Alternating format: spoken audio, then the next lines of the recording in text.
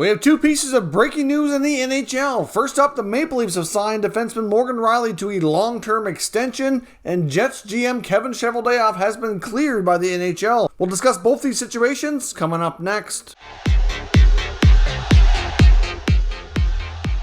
So welcome back to another video here at Top Shelf Hockey. As I mentioned, we have some breaking news in the NHL. First up, let's discuss the Toronto Maple Leafs signing their top defenseman Morgan Rielly to a long-term 8-year contract extension. Of course, he was entering the final year of his contract. There was a lot of uncertainty about his future. Could they really afford to keep him? A lot of talk around how their roster is constructed, but for right now at least, he's signed, so we know that Rielly will be a big part of the team's future. An 8-year deal valued at $7.5 million annually is an average annual value, so a total contract value of $60 million.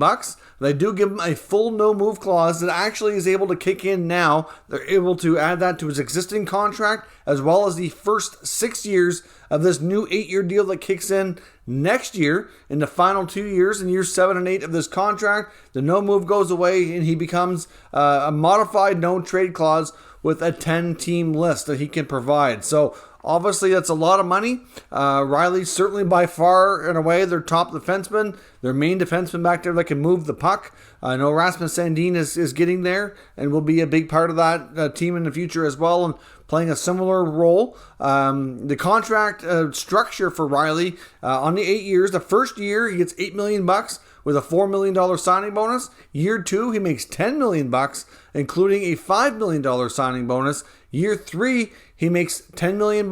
Year 4, he makes $8 million. And in the final years of 5 through 8, he makes $6 million. So he only gets signing bonus money in the first 2 years. It's a backdiving deal where the bulk of the money is made basically in the first half of the contract. The final years, like I said, $6 million a year. Overall, based on the market, I mean, you can say what you want about Rielly and his contract. I think it's good value. Look at the other defensemen around the league right now that cashed in. Like, you got your Seth Jones, the contract that we saw for Dougie Hamilton. We saw many other big defensemen, like the top guys around, getting massive deals around like $8.5, $9 million, in some cases more than $9 million.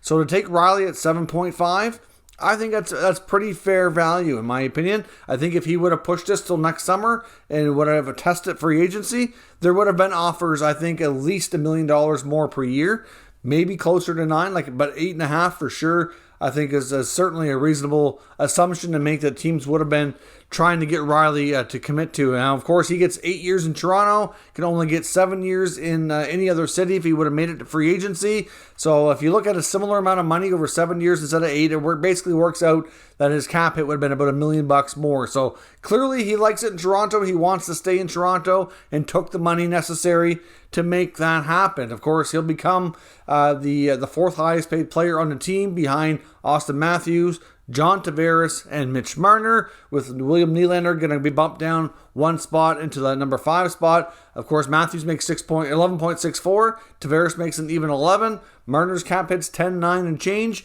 Rielly will be 7.5, and Nylander is 6.9 and change. So overall, once this contract kicks in next year, we're going to have a cap hit total for those 5 players of about just a hair over $48 million, which is going to represent just shy of 60%. It's about 59% of their cap.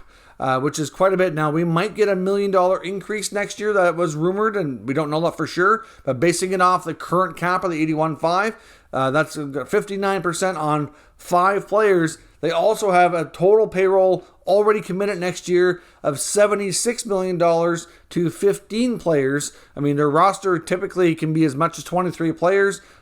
Teams that are tight up against it, like Toronto, often operate around 20 to 21. So still, you're looking at, what does that work out to? 76, you're looking at $5.5 million to cover anywhere from 6 to 8 players. So that's almost impossible. So you know that changes will be coming. There is no doubt about it. Now, another contract is going to be coming due as well, which will be certainly worthy of a decent raise, will be Jack Campbell. If he continues to play like he has this year, I don't think they'll have any issues on giving him a decent extension with a hefty raise, because he's proven to be a pretty decent starting full-time goaltender so far. Still a small sample size if you consider it all, but still, he's done well.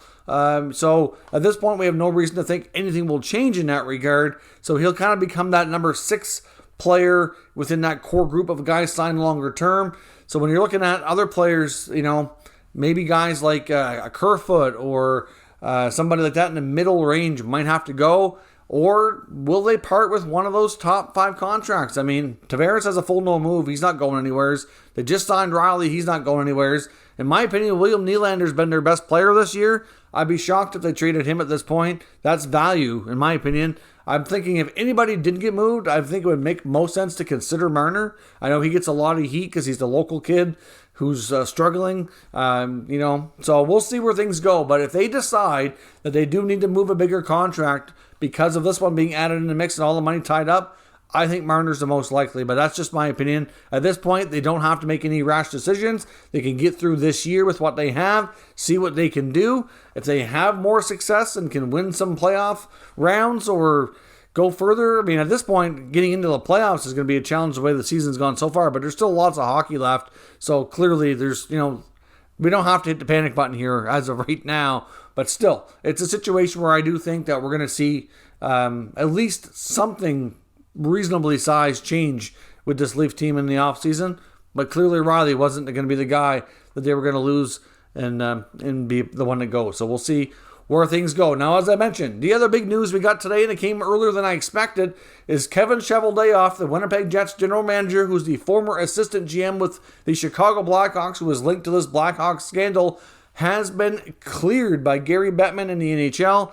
So he will face no disciplinary action. Everybody else has lost their jobs, and to be completely honest, I'm very, very surprised at this. I mean, I was actually thinking this morning that I wouldn't be surprised if Cheveldayoff didn't lose his job. So even though what I think that Cheveldayoff didn't do, so he didn't speak up, he didn't push to force the change that was needed, so I think that's wrong. So I think there should be something.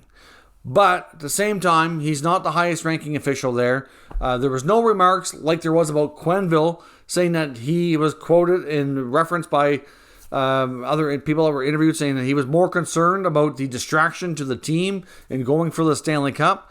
The only thing they can really implicate Cheveldayoff on is the fact that he was present in the room and he knew something. So, like I said, there's still some guilt there because they're all guilty. If you're a witness to something and you don't make any effort to stop it, I still think you're in the wrong. So I'm very surprised that there's nothing, but I'm not shocked that of everybody that he wasn't forced to resign. Now, as far as some of the other guys here like Quenneville and Bowman, etc., I know I said on other videos that I thought they should have been fired, not let resign. But you know what? It's probably going to be a lot cheaper on these teams because when you resign, you're kind of terminating your own contract. So that was strictly done from a financial aspect, which actually makes sense. So even though I'd rather see them be fired because of what they did and it looks worse on their resume, I understand that from a financial perspective and an HR perspective, it's probably better that way.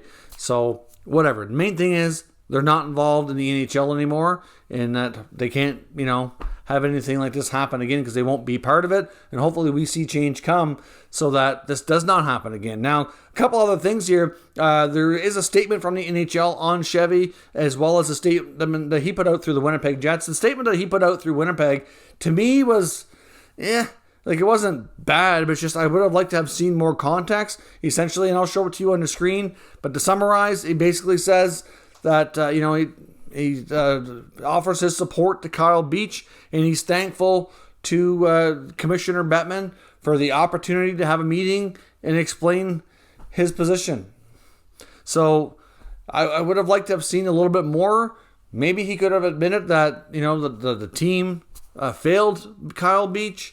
Maybe he could have admitted that, he maybe wishes he would have spoke up or something. But anyways, to me, it could have been better. For sure. Now, here's the statement from the NHL and Gary Bettman. While on some level it will be easiest to paint everyone with any association to this terrible matter with the same broad brush, I believe that fundamental fairness requires a more in-depth analysis of the role of each person, said Bettman. Kevin Cheveldayoff was not a member of the Blackhawks senior leadership team in 2010, and I cannot therefore assign to him responsibility for the club's actions or their inactions. He provided a full account of his degree of involvement in the matter, which was limited exclusively to his attendance at a single meeting, and I found him to be extremely forthcoming and credible in our discussions. So to say he's not a member of the senior leadership team for Chicago, I find that's an odd choice of words. He's an assistant general manager. If he wasn't considered a senior executive, he would not have been in the meeting, really, in my opinion. So that I find that odd. But like I said, the main thing that they have against him is that he was there, and I guess he didn't speak up to push them to report things immediately. So that's bad. I mean, like I said, they're all guilty because nobody tried to force the issue. And for that, I think everybody should face some kind of discipline. There has to be consequences here. This young man's career was ruined, and he suffered a lot in the last 10, 11 years. But I did not expect Cheveldayoff to be forced out of his job. Because of that, I can understand why maybe they let him keep his job, but at the same time, I thought maybe he would resign just because of everything involved here. But the Winnipeg Jets general manager will remain with his current job, with his current club. Now, a couple other quick developments here on the whole Blackhawks scandal since we last talked about this yesterday. A few other updates. Robin Lehner, who we know is a major NHL player who's not afraid to speak out and advocate for mental health and everything else, apparently did reach out and had a very long conversation with Kyle Beach. They had an exchange on Twitter. And obviously, Kyle Beach seemed extremely thankful for Lehner's support. And they had quite a long emotional chat by the sounds of things there. So it's nice to see Lehner continuing the work that he does to be a player advocate and to be offering support like that and have a nice long chat. So that was certainly good to see as well. The Chicago Blackhawks and owner Rocky Wirtz have put forth a letter to Lanny McDonald and a Hockey Hall of Fame to have the name of Bradley Aldrich, who was the accused abuser here, to have his name removed from the Stanley Cup. So I guess what they do in those cases is they just put X's through it because they can't just obviously take it out. So they put X's over the name.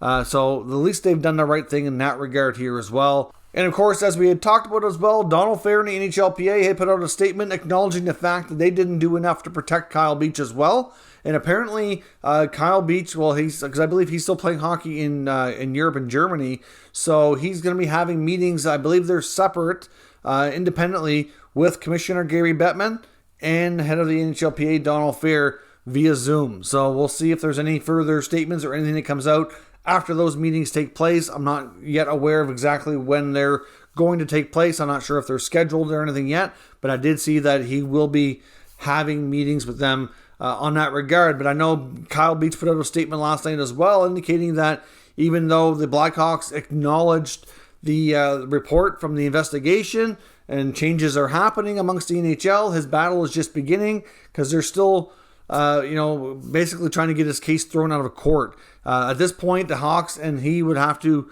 ideally come to an out-of-court settlement. They claim they were just trying to meet court deadlines, but according to him, it sounds like they're again trying to get around this. And there was also apparently word that they don't have and they cannot locate the HR personnel file of the accuser here of Brad Aldrich, who's the one that's accused of be doing this abuse. So it sounds like they somehow made his file go away. Like, what was in there that they didn't want anybody to see? So this is not over by any means. There's still going to be more fallout. There will still be more repercussions. I think at this point, it's probably, and I stress probably, fair to say that everybody linked to the Hawks that were involved, like all that part of it might kind of be done. I don't know, but I know there's investigative journalists chasing the stories around the teammates that he would have been dealing with who possibly issued different slurs towards him or taunted him about the situation. So it's hard to say if anything will come from it in that regard or not, but either way, I'm sure we have not heard the end of this just yet. Let me know your thoughts on anything discussed today down in the comments. We'll discuss further. If you're new to this channel, make sure you subscribe and stick around. We'll keep you up to date with all the latest news, rumors, and analysis on all 32 NHL teams. Thank you for watching, and I'll catch you next time.